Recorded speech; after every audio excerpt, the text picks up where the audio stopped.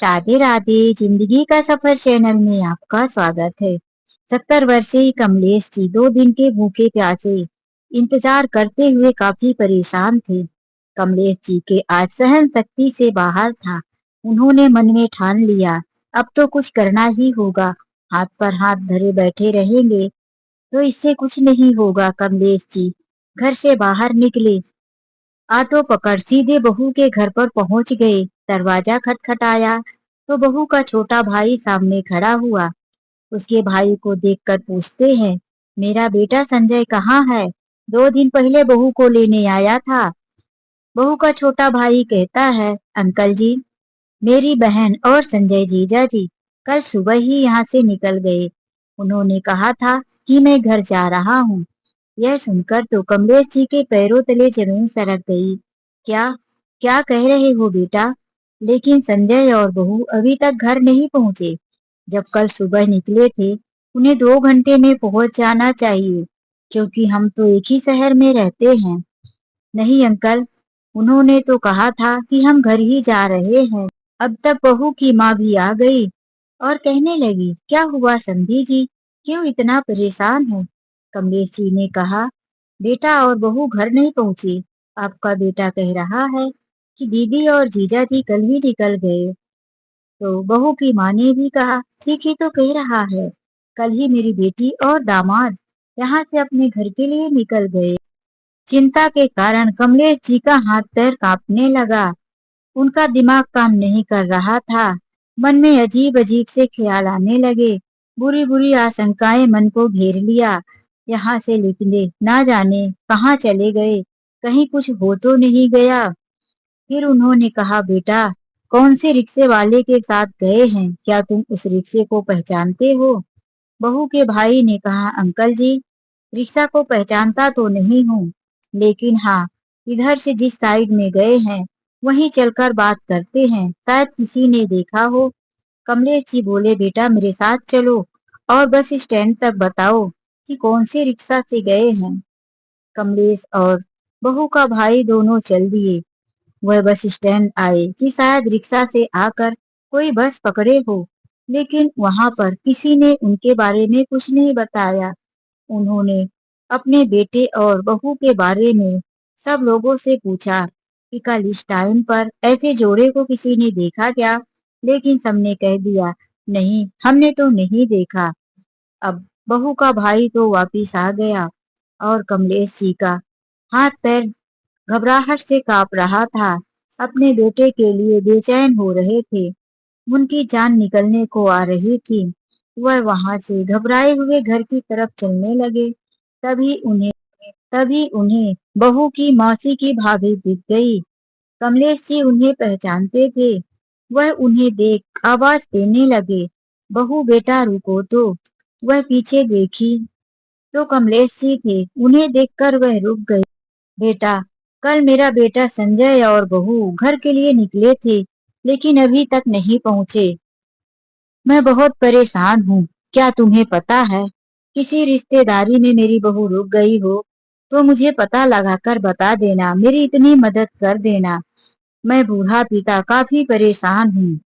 अब तक मौसी की बहू, जो कि कमलेश जी की बहू की भाभी थी, तो उन्होंने कहा, अंकल जी, आप परेशान मत होइए। वह छोटे बच्चे थोड़ी ना हैं जो कहीं गुम जाएंगे। वह कहीं ना कहीं तो जरूर होंगे और आपको मिल जाएंगे। यह तुम कह रही हो बेटा, लेकिन एक पिता का दिल है जो मान नहीं रहा है। मेरे बेटे का मोबाइल बंद आ रहा है। बहू का नंबर मेरे पास नहीं है। तुमसे बहू की बात होती रहेगी। तुम्हारे पास नंबर हो तो मुझे दे दो बेटा, मैं तुम्हारा बहुत बड़ा उपकार मानूंगा। उस भाभी ने कहा, अंकल जी, अपनी बहू का आप नंबर लेके करेंगे भी क्या? कोई फायदा नहीं। मैं कुछ ऐसा जानती हूँ जिसे बताऊं आपके पैरों तले जमीन सरक जाएगी। कमलेश जी उनकी तरफ घबराई हुई नजरों से देखने लगे। चलिए कहानी को शुरू से जानते हैं। कुछ समय पहले की बात है, जब कमलेश जी अपने परिवार के साथ सुखपूर्वक रहा करते थे। कमलेश जी का इकलौता बेटा संजय संजय जब 10 साल का था तो कमलेश जी की पत्नी की एक बीमारी से मौत हो गई थी। कमलेश जी ने दूसरी शादी नहीं की। अपने बेटे संजय को ही अपना भविष्य मानकर अपने जीवन का गुजारा करने लगे। वह एक ऑटो ड्राइवर हुआ करते थे। अपने बेटे को अपनी कमाई से पढ़ा लिखा कर अच्छे संस्कार देकर एक अच्छा इंसान बनाना चाहते थे। और उनका बेटा एक अच्छा इंसान के साथ साथ बहुत संस्कारी भी था। अपने पिता कमलेश जी का बहुत ध्यान रखता था। हमेशा कहता था, पापा मैं आपको कभी दुखी नहीं देख सकता। मैं आपके लिए दुनिया की सारी खुशियां छोड़ दूंगा, लेकिन कभी आपको नहीं छोड़ूंगा। मैं आपके साथ हमेशा रहूंगा। इन्हीं बातों से कमलेश जी बहुत खुश हो जाया करते थे। धीरे धीरे संजय बड़ा होता गया और कमलेश जी बूढ़े होते गए। संजय ने एक दिन अपने पिता से कहा, पापा वो क्या है, मैंने एक लड़की को पसंद कर लिया है। कमलेश जी ने कहा, बेटा यह बहुत बड़ी खुशी की बात है। मैं तुमसे कहने ही वाला था कि अब इस घर में बहू की जरूरत है। आखिर हम दोनों कब तक खुद बनाएंगे और खाएंगे। संजय ने उस लड़की के घर का अता पता बता दिया और कमलेश जी उसके घर पहुंच जाते हैं। शादी भी हो जाती है। कमलेश जी जब बहू को घर लाते हैं, बहू के नखरे बहुत थे, लेकिन वह इस बात से खुश थे कि यह मेरे बेटे की पसंद है। इसीलिए वह बहू को कुछ नहीं कहा करते थे। बहू सुबह देर से सोकर उठती, पूरा दिन फोन पर बातें करना, घर के काम धीरे धीरे करना। बहू के आने के बाद से तो ना समय पर खाना बनता था और ना ही समय पर घर की सफाई होती थी। इससे पहले कमलेश जी और संजय दोनों मिलकर ही अच्छे से काम कर लिया करते थे। लेकिन कमलेश जी मन में सोचते कि आखिर यह भी किसी की बच्ची है, धीरे धीरे घर गृहस्थी की काम सीख जाएगी। इसकी सास होती तो इसे घर की सारी जिम्मेदारियों को अच्छे से समझा देती। मैं अकेला ससुर क्या क्या समझाऊं, खुद ही धीरे धीरे सीख जाएगी। यही मन में सोच कर वह अपनी बेटे और बहू को कोई शिकायत नहीं करते थे। एक दिन संजय की पत्नी अपने मायके चली गई। काफी समय बीत गया, वह वापस नहीं आई। तो कमलेश जी कहते रहे, बेटा तू अपनी पत्नी को क्यों नहीं लाता, जा बहू को बुला ला। संजय ने कहा, पापा वह अभी आना ही नहीं चाहती, कहती है कि मैं कुछ दिन अपने मायके में रहकर आऊंगी। कमलेश जी अपने बेटे से हमेशा कहते, बेटा ऐसा क्या हुआ कि बहू आना नहीं चाहती, क्या कोई कमी कर दी बहू के यहाँ रहने पर। नहीं पापा, पता नहीं क्यों उसे यहाँ रहना अच्छा नहीं लगता। अब कमलेश जी और संजय दोनों ही फिर पहले की तरह रहने लगे थे। लेकिन बेटे का घर बसाकर और फिर इस तरह से बहू ना आए, कमलेश जी को अच्छा नहीं लग रहा था। उन्होंने कहा, बेटा एक बार तू कोशिश तो कर, जा बहू से बात कर, शायद वह आ जाए। संजय ने पापा की बात मान ली और दूसरे ही दिन सुबह सुबह अपनी पत्नी को लेने निकल गया। कमलेश जी अपने बहू और बेटे के लिए खुद अपने हाथों से खाना बनाकर रखे कि 2 घंटे के बाद बहू आ जाएगी तो आते ही उसे घर का कोई काम ना करना पड़े। इसीलिए उन्होंने सारी तैयारियां करके रख दी थी। लेकिन सुबह से दोपहर हो गई, दोपहर से शाम हो गई। कमलेश जी इंतजार करते रहे, उनकी बहू और उनका बेटा लौट कर नहीं आए। फिर कमलेश जी ने मन में सोचा कि शायद संजय को आज उन्होंने रोक लिया होगा, वह अपने ससुराल में ही रुक गया होगा। इसीलिए कमलेश जी उस रात सो गए। लेकिन उन्हें रह रहकर उनके मन में बुरे ख्याल आते रहे। ना जाने मेरे संजय को क्या हुआ, क्यों नहीं आया। कहकर तो गया था कि पापा कुछ भी हो मैं रात तक घर वापिस आ जाऊंगा। यही सोचते सोचते उनकी आंखों से आंसू आ गए। माँ के जाने के बाद आज वह पहली रात थी जब संजय उनसे अलग हुआ था। कमलेश जी अपनी पत्नी के जाने के बाद कभी उस घर में अकेले नहीं हुए थे। हमेशा संजय को सीने से लगाकर सोए थे। बड़ा भी हो गया था तो भी उसके साथ ही रहते थे। आज कमलेश जी को वह घर बहुत सूना सूना लग रहा था। बहू की आने की लालसा में बेटा भी नहीं आया। किसी तरह से रात कटी। दूसरे दिन सुबह फिर से कमलेश जी अपने बहू बेटे के इंतजार में पलके बिछाए थे। सुबह का सारा काम किया, बहू बेटे के लिए खाना बनाया और फिर बार बार दरवाजे तक आकर देखते शायद अब आ रहे होंगे। यह देख उनके एक पड़ोसी मित्र जिनका सुरेश नाम था, वह आकर कहने लगे, अरे कमलेश, क्या देख रहे हो भाई? सुबह से देख रहा हूँ, बाहर निकल निकल कर रोड की तरफ झांके जा रहे हो। कमलेश जी ने कहा, संजय गया है अपनी ससुराल बहू को लाने। कल रात को ही लौट आने वाला था, आज फिर दोपहर हो गई, अभी तक वापिस नहीं आया। पता नहीं कहाँ रुक गया। तो सुरेश जी ने कहा, क्यों चिंता करते हो? ससुराल ही तो गया है, काफी समय के बाद गया है, रोक लिए होंगे। नहीं नहीं, मेरा दिल घबरा रहा है, इतना रुकने वाला नहीं है संजय। और फिर उसे मेरी भी तो चिंता होती है। आज तक वह कभी किसी भी रिश्तेदारी में गया, उसे कोई कितना भी रोके, लेकिन वह रात तक अपने घर आ ही जाता था। कमलेश जी अब काफी चिंतित थे। उनकी चिंता काफी उनके दिल को खाए जा रही थी। आज दूसरा दिन फिर से रात हो गई थी।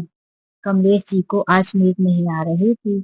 उनकी कमरे में टंगी हुई उनकी पत्नी की एक धुंधली सी तस्वीर थी। पत्नी की तस्वीर जैसे कुछ कह रही थी। वह तस्वीर की तरफ बार बार देखकर मन में सोच रहे थे, क्या बताऊं, आज तुम्हारा बेटा मुझसे दूर है। देखो, आज दूसरी रात है जो मैं अकेला सो रहा हूँ। आज कमलेश जी रो भी रहे थे और वहीं ऐसा लग रहा था कि उनकी पत्नी डांट रही थी, मेरे बेटे को क्यों भेज दिया? आपने ही जबरदस्ती करके भेजा है। कहाँ है मेरा बेटा? उसे लेकर आओ। कमलेश जी ने मन ही मन में कहा, तुम चिंता मत करो, कल सुबह ही मैं तुम्हारे बेटे को ढूंढने जाऊंगा। अचानक ही उनके मुंह से शब्द निकल गए, आंसू पोंछे। उनकी आंखें भारी हो गई। किसी तरह रात गुजरी। दूसरे दिन सुबह ही कमलेश जी ने सोचा, अब मैं एक पल बिना गुजारे अपने बेटे को ढूंढने जाऊंगा। और फिर वह जब बेटे को ढूंढने के लिए निकले, ऑटो पकड़े और बहू के घर पहुंच गए। उसके बाद तो न सच सच बहू की माँ ने बताया और ना ही बहू के भाई ने। फिर कमलेश जी की मुलाकात बहू के भाभी से हो जाती है, जो उन्हें बताने जा रही थी, लेकिन डर रही थी कि कहीं मेरे घर वालों को बात पता ना चल जाए।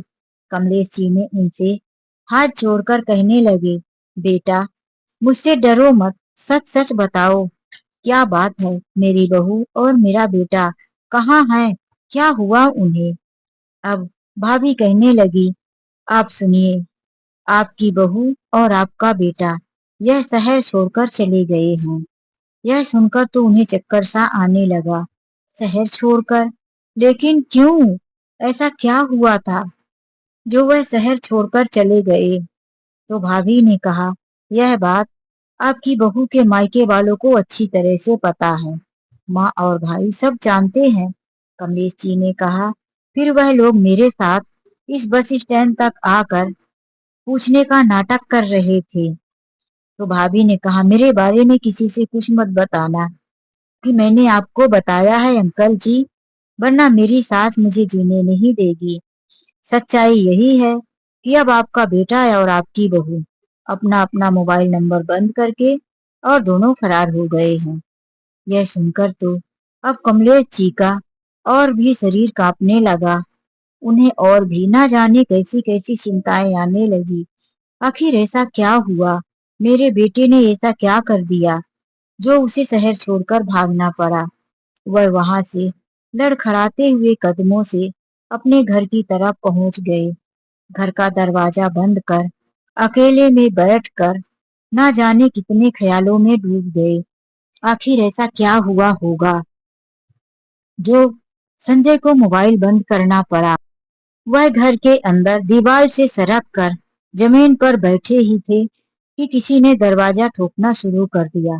कमलेश जी अचानक से डर गए। ऐसा लगा कि जैसे उनकी लाखों की चोरी पकड़ी गई हो। थरथराते हुए हाथों से उठकर दरवाजा खोला तो सामने उनके पड़ोस वाले उनके मित्र सुरेश जी खड़े थे। उन्हें देखकर उनके दिल में थोड़ी राहत हुई। उन्होंने सुरेश जी को अंदर ले लिया और फिर दरवाजा बंद कर लिया। सुरेश जी ने कहा, क्या बात है भाई कमलेश, इतना क्यों घबराए हुए हो और इतना जल्दी जल्दी में भागे चले आ रहे थे। मैंने पीछे से आवाज भी दिया, आप कुछ बोले ही नहीं। कमलेश जी ने कहा, मुझे आपकी आवाज सुनाई नहीं दी और मैं घबराया इसलिए हूँ कि आपसे क्या बताऊं, क्या बात हो गई है। सुरेश जी ने कहा, बताओगे नहीं तो कैसे पता चलेगा कि क्या हुआ है। कमलेश जी अब बैठ गए और सारी बात बताने लगे कि मैं कैसे बहू के घर पहुंचा, बहू का भाई मुझे कैसे धोखा देकर स्टैंड ले गया, फिर वहां मुझे कौन मिला। यह सब सुनकर तो सुरेश जी भी डर गए। अरे, इतना सीधा साधा लड़का ऐसे कैसे कर सकता है। आज तक तो वह आपको बिना बताए कहीं घर से बाहर जाता ही नहीं था, फिर यह कैसे हो गया कि वह आपको बिना बताए यह शहर छोड़कर चला गया। आखिर बात क्या हुई। कमलेश जी ने कहा, मेरे भी समझ में कुछ नहीं आ रहा भाई कि आखिर क्या बात हुई। और बहू की माँ और उसके भाई मुझसे सब कुछ छुपा लिए। अब दोनों मित्र बैठकर बातें करते रहे। फिर सुरेश जी उन्हें समझा बुझाकर अपने घर चले आए। कमलेश जी आज तीसरा दिन हो गया था, ना ढंग से खा रहे थे ना कुछ। शरीर काफी कमजोर और बीमार सा होने लगा था। आज उनके बेटे को गए हुए हफ्ता भर गुजर गया था। उनके आसपास के लोगों में भी धीरे धीरे बात फैलने लगी थी कि संजय अपने ससुराल पत्नी को लेने गया लेकिन वापस लौटकर नहीं आया। कोई उनके साथ सहानुभूति जताने नहीं आता। उनके एक मित्र सुरेश जी ही थे जो आते जाते उनका हाल पूछ लिया करते थे या कि कभी अपने घर से उनके लिए खाना लेकर आते थे। लेकिन वह भी कितने दिन क्या कर सकते थे। एक दिन सुबह सुबह ही कमलेश जी सोए हुए थे। रात भर बेटे की याद में नींद नहीं आई। सुबह आंखें लग गई। दरवाजे पर जोर जोर से कोई थप थप ठोक रहा था। कमलेश जी की आंखें खुली, हाथ पैर कांप रहा था। उनको बुखार चढ़ा हुआ था। वह किसी तरह से उठे, दीवार पकड़कर दरवाजे तक पहुंचे। उनके मन में लगा संजय वापिस आ गया। लेकिन जब उन्होंने दरवाजा खोला तो एक काला मोटा सा व्यक्ति सामने खड़ा था। बड़ी बड़ी आंखें, बड़ी बड़ी डरावनी मूछ। देखकर संजय के पिता कमलेश जी बोले, कहिए क्या काम है, किससे मिलना है आपको। उस व्यक्ति ने भारी आवाज में कहा, यह संजय का घर है। हाँ, क्या काम है संजय से। कमलेश जी ने कहा। तो उस व्यक्ति ने कहा, मेरा नाम सांगा है। तुम्हारे बेटे ने मुझसे कर्ज लिया है, कहाँ है, उसे बाहर निकालो। कमलेश जी ने कहा, कैसी बातें करते हो, मेरे बेटे ने तुमसे कर्ज क्यों लेगा। मेरे बेटे को तो कोई कमी नहीं थी और मेरा बेटा घर में नहीं है, 3 दिन से लापता है, पता नहीं उसे क्या हुआ है। वह व्यक्ति आंखें फाड़ फाड़ कर दरवाजे से झांक कर कमलेश जी की घर की तरफ देखा। कमलेश जी ने कहा, तुमको भरोसा नहीं होता, आओ अंदर घुस के ही देख लो। मैंने बताया ना कि संजय घर में नहीं है। मैं खुद भी उसे ढूंढ ढूंढ कर परेशान हूँ। वह व्यक्ति चेतावनी देकर चला गया, जल्दी से अपने बेटे को ढूंढ कर लाओ, मेरा पैसा दे, वरना मुझसे बुरा कोई नहीं होगा। इस तरह की धमकी को सुनकर कमलेश जी और बुरे ख्यालों में खो गए। ये क्या था, अब इसने कर्ज भी ले लिया। हे भगवान, इस लड़के ने आखिर किया क्या है। उनके मन में तो और भी बुरे बुरे ख्याल आने लगे, कहीं किसी गुंडे के हाथ ना लग जाए। हे भगवान, उसकी रक्षा करना, उसे किसी न किसी तरह से सुखपूर्वक मेरे पास लाओ, मेरे बेटे की रक्षा करना। उनके मन में कई चिंताएं आ रही थी। वह कभी तो हाथ जोड़कर भगवान से प्रार्थना करते और कभी अपने बेटे के ख्यालों में खो जाते। अभी सांगा को गए हुए 2 दिन बीता था कि तीसरे दिन 4-5 लड़के और आ गए। और कहने लगे कि संजय कहाँ है, उसे बुलाओ। फिर से कमलेश जी ने कहा, अब क्या है, क्या काम है संजय से? उन लड़कों ने कहा, हम समूह वाले हैं, तुम्हारे बेटे ने समूह का सारा पैसा अपने पास जमा किया है। हम सब लोग मिलकर पैसा इकट्ठा करते थे। समूह का मालिक तुम्हारा बेटा था अंकल, और सारे पैसे उसके पास है। उसे बुलाओ, हम सबके हिस्से चाहिए। यह सुनकर तो कमलेश जी और भी चक्कर खाने लगे। हे भगवान, ये सब क्या सुनना पड़ रहा है? अब ये समूह कहाँ से आ गया? आखिर संजय ने मुझसे कुछ बताया क्यों नहीं कि वह किसी समूह का मालिक भी बना है? उन्होंने कहा, मैं किसी समूह को नहीं जानता, मुझसे कोई लेना देना नहीं है। संजय घर पर नहीं है, आ जाएगा तब तुम लोग आना। लेकिन वह लोग गुस्से में थे और कहने लगे, अंकल, हम घर में घुसकर सब कुछ उठा ले जाएंगे। अगर बेटे का पता लगाकर मुझे नहीं बताया तो मुझसे बुरा कोई नहीं होगा। कमलेश जी दरवाजा बंद किए और घबरा कर घर के अंदर चले गए। भूख प्यास कोसों दूर थी। एक तो लड़का गायब था, दूसरे यह गुंडे आकर परेशान कर रहे थे। उस समूह वालों के जाते ही शाम तक सांगा भी आ गया, जोर जोर से दरवाजा ठोकता हुआ। अबे ओ अंकल, बाहर निकल, किधर है संजय, आया कि नहीं?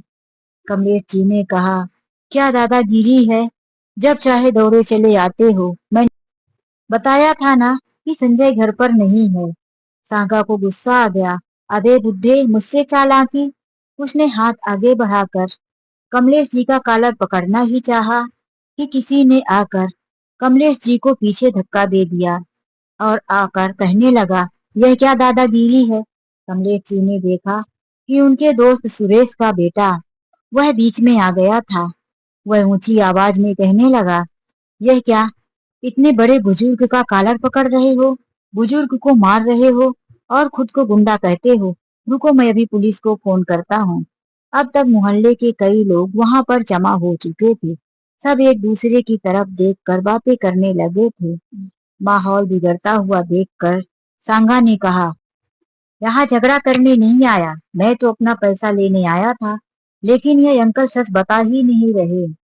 अब सुरेश का बेटा विकास कहने लगा, यह तुम दादागिरी करते हो, तुमको पता है कि अंकल के पास पैसे नहीं है, उनका बेटा संजय घर पर नहीं है, फिर उनके साथ मारा पीटी पर क्यों उतर गए? सांगा ने कहा, मुझे मारने पीटने पर मजबूर मत करो, मैं नहीं चाहता कि मारपीट करूं, मेरे पैसे दिला दो।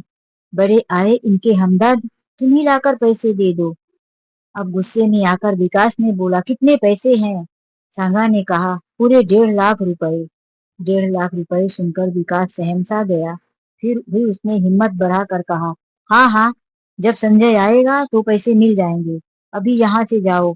यदि दोबारा अंकल के साथ कोई बदतमीजी की तो मैं पुलिस में खबर कर दूंगा। लेकिन सांगा ने वहां का माहौल बिगड़ता हुआ देख वहां से चला गया और बोला, अब मैं जब तीसरी बार आऊंगा पैसे लेकर ही जाऊंगा, वरना। ऐसा कहता हुआ वह चला गया। कमलेश जी थरथराते हुए कदमों पे वहीं बैठ गए, सिर पर हाथ रख लिए। अभी तक सब उन्हें समझा ही रहे थे। मोहल्ले के लोग चले गए थे। विकास वहां पर उनको घर के अंदर ले गया और जैसे ही उन्हें एक गिलास पानी लाकर दिया, फिर से किसी ने दरवाजा ठोकना शुरू कर दिया। विकास बाहर गया तो देखा ग्रुप के लड़के फिर से आ चुके थे। 6 लड़के थे। उस ग्रुप के लड़कों को देखकर विकास ने पूछा, कहो क्या काम है? उन लड़कों ने कहा, मुझे संजय से मिलना है, बाहर बुलाओ। विकास ने कहा, संजय नहीं है, क्या काम है संजय से? उन लड़कों ने कहा, मैं अभी 2 दिन पहले संजय के पिता से मिलकर गया, उन्हें सारी बात बताया हूँ कि मेरा पैसा है, वह संजय लेकर चला गया है, हम सब ग्रुप वालों को पैसा चाहिए।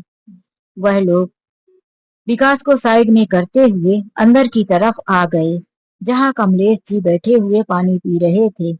वह कमलेश जी से कहने लगे, अंकल जी, मैंने आपसे बात किया था ना 2 दिन पहले, कहाँ है आपका बेटा?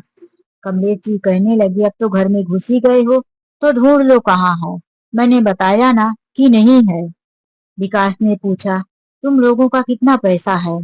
उन लड़कों ने बताया, हमारा 1 लाख रुपए है जो ग्रुप में इकट्ठा किया था, उसमें से हम 7 लोगों का पैसा है, लेकिन वह सारा पैसा अकेला ही संजय लेकर गायब हो चुका है और उसने यह पेपर हमें दिया है। यह पेपर में गारंटी है कि यदि संजय ने इस पैसे को कुछ किया या कि हमें नहीं दिया या कोई चालाकी की तो इसके जिम्मेदार उसके पिता होंगे और इसमें साइन भी है। वह साइन कमलेश जी जब देखे तो वह समझ गए। कहने लगे, बेटा, यह साइन तो मुझसे संजय ने करवाया था, लेकिन उसने मुझसे कहा था 3 महीने पहले कि वह कोई लोन ले रहा है जिसमें मैं गारंटर बन रहा हूँ। मैंने बिना पढ़े लिखे ही उसे गारंटी दे दिया था। आखिर मेरा बेटा है, लोन ले रहा है, मुझे उस पर पूरा भरोसा था कि वह लोन भर देगा, लेकिन मुझे नहीं पता था कि उसने किसी ग्रुप के साथ मिलकर यह सब किया है। अब तो वह और चिंता में बैठकर अपने सिर पर हाथ रख लिए। विकास ने उन चारों को समझाकर घर से बाहर निकालकर भेज दिया। कमलेश जी कहने लगे, बेटा, मेरे ऊपर बड़ी समस्या आ पड़ी है। एक तो संजय मिल नहीं रहा है, दूसरे यह दो दो गुंडे, एक ग्रुप वाले और एक वह सांगा मेरे पीछे पड़ गए हैं। मैं कहाँ से पैसे लाकर दूं? मैं क्या करूं? मेरे पास कोई सहारा नहीं है।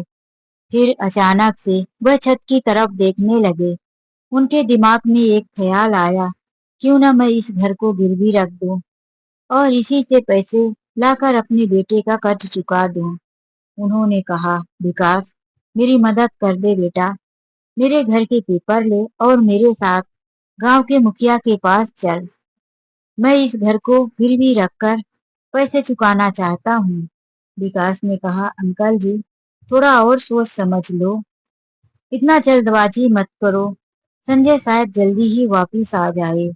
कमलेश जी ने कहा, बेटा, आज देखा नहीं जिस तरह से सांगा मेरे गर्दन में हाथ लगा रहा था। यदि तुम नहीं होते तो मुझे कौन बचाता? आखिर कब तक तुम मेरे साथ रहकर मुझे बचाओगे? बेटा, अब बूढ़ी हड्डियों में इतनी जान नहीं है कि किसी के हाथ से मार खाऊं। यह घर गिरवी रखना ही होगा। विकास को भी यह बात सच लगी और उसने कहा, अंकल जी, आप ठीक ही कह रहे हो, कोई दूसरा सहारा भी नहीं है। वह उनके साथ मुखिया के घर चला गया, अपने पिताजी को सारी बात बता दिया। सुरेश जी ने भी कह दिया, बेटा, मेरे समझ में तो ज्यादा कुछ नहीं, तू कमलेश अंकल के साथ चला जा। मुखिया के घर पहुंच कर कमलेश जी ने बताया कि मुझे 2.5 लाख रुपयों की जरूरत है, मेरी मदद कर दो। मुखिया ने कहा, ऐसे ही कोई 2.5 लाख रुपए थोड़ी ना दे देता है। कमलेश जी ने कहा, चिंता मत करो मुखिया जी, मेरा घर गिरवी रख लो, मुझे फ्री में मत देना। मुझे पता है कि 2.5 लाख रुपए छोटी रकम नहीं होती, कोई ऐसे ही नहीं दे देगा। यह सुनकर मुखिया की आंखों में चमक आ गई। उन्होंने पूछा, कितने महीनों में मेरा पैसा वापिस कर दोगे? कमलेश जी ने कहा, अभी मैं कुछ कह नहीं सकता, मेरा बेटा घर पर नहीं है, उसके आते ही व्यवस्था हो गई तो मैं जल्दी ही पैसे वापिस कर दूंगा। मुखिया जी ने कहा, ऐसा नहीं होता, यदि 3 महीने के अंदर मेरे पैसे वापिस नहीं किए तो आपके घर के आधे हिस्से को मैं अपने कब्जे में ले लूंगा। कमलेश जी विकास की तरफ देखे। विकास के चेहरे पर भी चिंता नजर आ रही थी। कमलेश जी एक गहरी सांस लिए और कहने लगे, मुखिया जी, ठीक है, यदि मेरा बेटा वापस नहीं आया, 3 महीने के अंदर मैं आपके 2.5 लाख रुपए नहीं चुका पाया, तो मैं आपके नाम पर अपना आधा घर कर दूंगा। और उन्होंने फिर पेपर पर साइन कर दिया और 2.5 लाख रुपए लाकर अपने घर में रख लिए। दूसरे दिन सुबह होते ही सांगा फिर से अपने साथ 2 गुंडों को लेकर पहुंच गया। आज वह पूरी तैयारी में आया था कि यदि आज मेरा पैसा नहीं मिला तो वह संजय के घर में तोड़फोड़ करेगा। उसने दरवाजे पर जोर जोर से ठोकना शुरू किया। कमलेश जी ने दरवाजा खोला तो सांगा अकड़ कर कहने लगा, पैसे की व्यवस्था हुई? तेरा बेटा आया कि आज भी तू कुछ बहाना ही बनाएगा?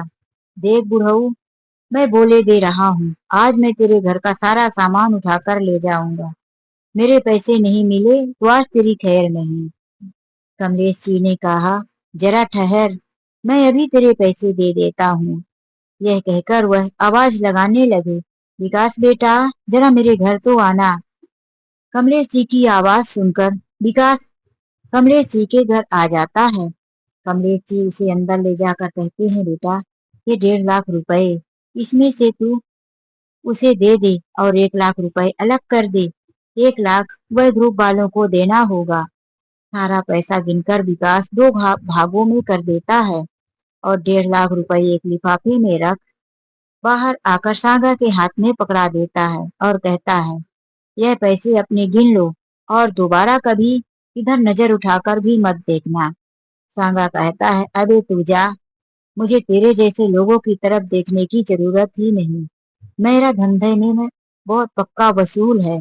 पैसे मिल गया, मेरा रिश्ता खत्म। यह कहकर वह चला गया। अब थोड़ी सी राहत मिली कमलेश जी को। वह गहरी सांस लेकर घर के अंदर आ गए। उनके लिए विकास पानी लेकर आया और कहने लगा, अंकल जी चिंता मत करो, सब कुछ ठीक हो जाएगा। जैसे ही विकास अपने घर से निकला, अपने घर की तरफ जा रहा था, तभी उसने देखा कि 4 गुंडे जो पैसे लेने के लिए आए थे, वह ग्रुप वाले अंकल की घर की तरफ ही आ रहे थे। इसीलिए वह वापिस से कमलेश जी के घर आ गया और कहने लगा, अंकल जी, वह समूह वाले भी आ रहे हैं, इसीलिए मैं वापिस आ गया। वह लोग भी आकर दरवाजे पर खड़े होकर आवाज देने लगे, अबे संजय बाहर निकल। तभी विकास गया और कहने लगा, ठहर जाओ, तुम लोग चिल्लाओ मत, तुम लोगों के 1 लाख रुपए थे ना, यह लो 1 लाख रुपए पकड़ो और यह पेपर मुझे दो। विकास ने कमलेश जी का साइन किया हुआ पेपर वापिस ले लिया और उन्हें 1 लाख रुपए का पैकेट दे दिया। वह लोग भी पैकेट लेकर चले गए। अब अंदर आकर विकास कहता है, अंकल जी, अब इन कर्जदारों की तो चिंता खत्म हुई। अब रही बात संजय की, उसके लिए तो अब हम कितना भी चिंता करें, लेकिन कैसे, हमें तो पता ही नहीं कि आखिर संजय कहाँ है। फिर कमलेश जी ने एक गहरी सांस ली और कहा, बेटा, बात तो वही है, आखिर वह है कहाँ। इतना दिन बीत गया, उसने फोन भी नहीं किया। विकास अपने घर चला गया, लेकिन वह और उसके पिता सुरेश जी बहुत ध्यान रखते थे कमलेश जी का। कभी वह आता तो कभी उसके पिताजी, दोनों मिलकर ध्यान तो रख रहे थे, लेकिन कमलेश जी अब पहले से ज्यादा कमजोर और दुखी से हो गए। धीरे धीरे समय गुजरता गया। आज विकास को गए हुए पूरे 3 साल गुजर चुके थे। कमलेश जी की आंखों में अभी भी वही उम्मीद थी। वह अपने बेटे के इंतजार में जिए जा रहे थे। आखिर संजय गया तो गया कहाँ, क्यों वापिस नहीं आया। वही भगवान से प्रार्थना, वही अपनी पत्नी की तस्वीर से बातें करते करते बेटे का इंतजार कर रहे थे। एक दिन शाम हो रही थी। कमलेश जी सुबह की बनाई हुई आधी रोटी खाकर बिस्तर पर पड़े हुए अपनी पत्नी की तस्वीर की तरफ देख रहे थे कि धीरे धीरे किसी ने दरवाजे पर ठक ठक की आवाज की। कमलेश जी का दिल जोर जोर से धड़कने लगा। ऐसा लगा कि आज उनका बेटा वापिस आया। वह दरवाजा खोले तो आज उनके दिल की आवाज सही हो गई। उनका बेटा संजय और बहू सामने खड़े थे। उनकी सूखी सूखी आंखों में चमक आ गई, बूढ़ी हड्डियों में जान आ गई। वह जल्दी से दोनों हाथ आगे बढ़ाकर अपने बेटे को गले लगा लिए। संजय, कहाँ चला गया था बेटा? 3 सालों तक तुझे अपने पिता की याद नहीं आई, आखिर तू गया कहाँ था? संजय ने कहा, पापा सब बताता हूँ, पहले घर पर तो चलो। संजय और उसकी पत्नी घर के अंदर आए। कमलेश जी जल्दी जल्दी किचन से पानी लाकर दिए, फिर कहने लगे, बेटा, जल्दी से हाथ मुंह धो लो, भूख लगी होगी, दोपहर की रोटी रखी है, खाना तो मैं नहीं बनाया था। वह किचन में गए, 3 रोटी रखी थी, उसे लाकर सामने रख दिए।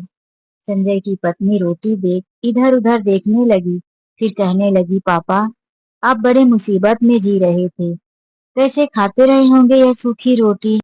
कमलेश जी बहू की तरफ देखकर बोले, हाँ बहू बेटा, मुश्किल में तो था, लेकिन तुम्हें जरा भी नहीं याद आया, अपने इस बूढ़े ससुर को, अपने इस घर को छोड़कर चले गए। उसने कहा, पापा अब सब ठीक हो जाएगा, अब मैं आ गई हूं ना। कमलेश जी को लगा कि अब उनकी दुनिया फिर से खुशियों से भर जाएगी। उनकी बहू पहले से बिल्कुल बदली हुई, बिल्कुल सरल स्वभाव की हो गई थी। वहीं संजय भी अपने पापा से बिल्कुल सरल और साधारण तरीके से बात करता रहा। आज रात को तो उन लोगों ने कुछ नहीं बताया। रात गुजर गई। दूसरे दिन फिर से कमलेश जी ने सोचा कि बेटे से सब कुछ पूछ लेता हूँ कि आखिर वह लोग कहाँ चले गए थे। 3 सालों के इंतजार के बाद कम से कम पता तो चले कि इनके साथ हुआ क्या था। लेकिन जब कमलेश जी पूछना चाहा कि बेटा तुम लोग कहाँ चले गए थे, तुम्हारे साथ ऐसा क्या हुआ जो तुम अपने पिता से भी नहीं बताए, संजय ने फिर से बात को बदलते हुए कहा, पापा छोड़ो ना, फिर कभी बता दूंगा, ऐसा कुछ खास नहीं। लेकिन कमलेश जी के मन में बार बार वही बातें घूम रही थी।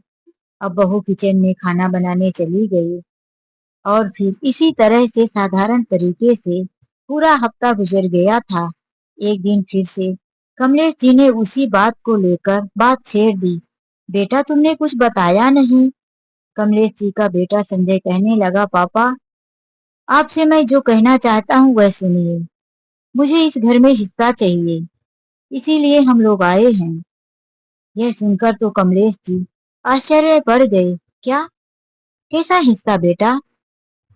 अरे पापा, हर बेटे को घर में हिस्सा मिलता है, तो मेरा भी इस घर में हिस्सा है ना, वह हिस्सा मुझे दीजिए।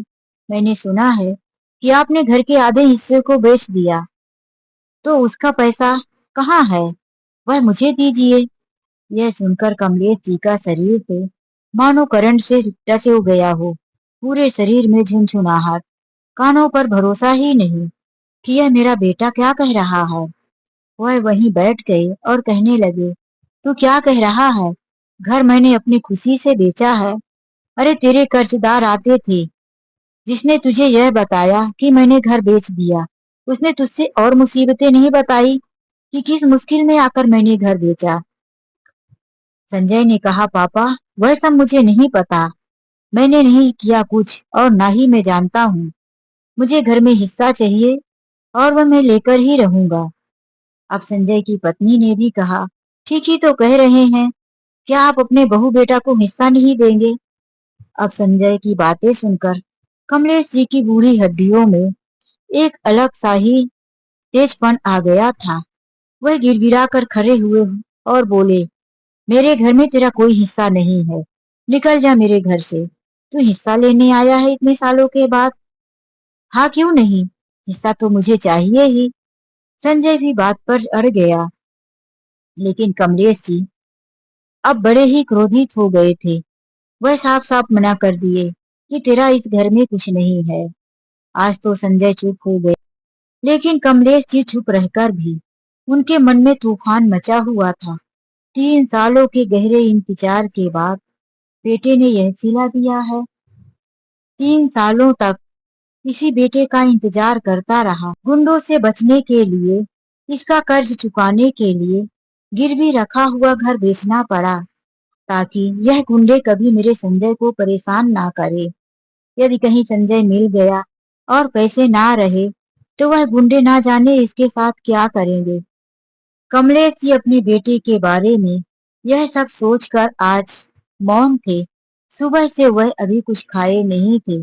दोपहर को बहू ने खिचड़ी बना कर दिया, बिना मन से थोड़ा खा लिए और फिर वह सोचते ही रह गए। आज वह संजय और संजय की पत्नी से बात भी नहीं किए। जब शाम को अंधेरा होने लगा, दरवाजा ठक ठक की आवाज से गूंज उठा। संजय की पत्नी ने दरवाजा खोला। संजय लड़खड़ाता हुआ घर के अंदर प्रवेश किया। कमलेश जी की तरफ उंगली दिखाकर कहता है, तुमने मुझे हिस्सा देने से मना किया। मैं इस घर का वारिस हूँ, यह घर मेरा है। अब मैं देखता हूँ तुम मुझे कैसे हिस्सा नहीं दोगे। वह रखी हुई कुर्सी पर लात मार दिया। कुर्सी पलट गई। पिता की तरफ बढ़ा और कहने लगा, मैं आज हिस्सा लेकर ही रहूंगा। नशे की हालत में लड़खड़ाता हुआ वह पिता के पास तक पहुंच गया। जैसे ही उनके कॉलर तक हाथ बढ़ाया कि कमलेश जी ने जोरदार एक थप्पड़ उसके कानों में जड़ दिया। नालायक, बचपन से लेके आज तक जिस औलाद को सीने से लगा कर रखा तू नहीं था, तो एक पल के लिए तेरी यादों से अलग नहीं हुआ, और आज तू मेरे कॉलर में हाथ लगा रहा है, मुझ पर हाथ उठाएगा। निकल जा मेरे घर से। मेरा और तेरा कोई रिश्ता नहीं है। कमलेश जी उसके सामान उठाकर घर के बाहर फेंकने लगे और उसे घर से बाहर निकालने लगे। तभी बहू आकर कहने लगी, यह ठीक नहीं कर रहे हो पापा। इस घर में हमारा भी हक है। हम इसी घर में रहेंगे, कहीं नहीं जाएंगे। कमलेश जी ने कहा, अब बस, रह चुके हो इस घर में। मैंने तो कभी ऐसा सोचा भी नहीं था कि जब तुम दोनों लौट कर आओगे तो तुम दोनों का ऐसा बदला हुआ रूप देखने को मिलेगा। कमलेश जी संजय को धक्के मारकर बाहर निकाल दिए तो पीछे पीछे उसकी पत्नी भी निकल गई। कमलेश की दरवाजा बंद कर उसी दरवाजे में पीठ सटाकर सरक कर बैठ गए। आज उनकी आंखों में ना किसी के लिए दुख था, ना किसी का इंतजार था, ना किसी के लिए कोई मोह माया थी। ऐसा लग रहा था ये जीवन में कुछ बचा ही नहीं है। एक पल के लिए उनके जीवन में इतनी शांति, इतना निराश सूनापन। आज बहू और बेटे के दरवाजे के दूसरे पार होते हुए भी वह बिल्कुल अकेले पड़ गए थे। इतना अकेले तो वह तब नहीं थे जब उनकी पत्नी मर गई थी, जब उनका बेटा उन्हें छोड़कर चला गया था, क्योंकि उनके अपनेपन की यादें उनके साथ थी। उधर बेटा दरवाजे के बाहर खड़ा था। आज वह पिता का यह रूप देखा, उसका नशा उतर गया। पापा मुझे माफ कर दो, दरवाजा खोल दो पापा।